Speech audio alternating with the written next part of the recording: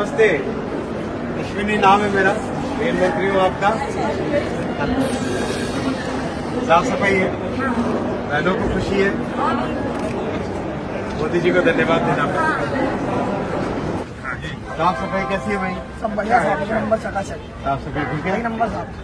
कहाँ से पधारे थे आप? सीहोर जिला। सीहोर जिला से जी वापस वहीं जा रहे हैं अभी? जी। देखिए जरा। हाँ ठीक है। स्टेशन गाड़ी के अंदर कैसी गाड़ी की व्यवस्था, साफ सफाई है? साफ सफाई स्टेशन वगैरह साफ सफाई है? बहन बेटा सब ठीक है, साफ सफाई है? कहाँ जा रहे हो आप?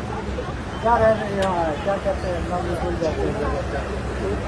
छोटे बच्चे क्या देख रहे हो? कार्टून? अच्छा, क्या बेटा क्या नाम है आपका?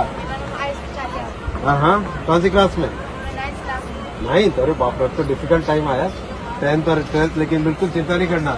सुना आपने परीक्षा पे चर्चा सुना था? हाँ जरूर ले लो फोटो भाई। क्या बात है, बिल्कुल आज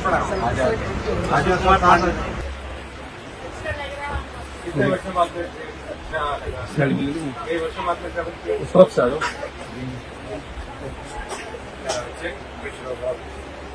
कैसा लगा आपको रेल मंत्री से मिल करके? बहुत अच्छा, बहुत अच्छा। क्या पूछा आपसे? व्यवस्था कैसी है, क्या है, मतलब परफेक्ट है सर।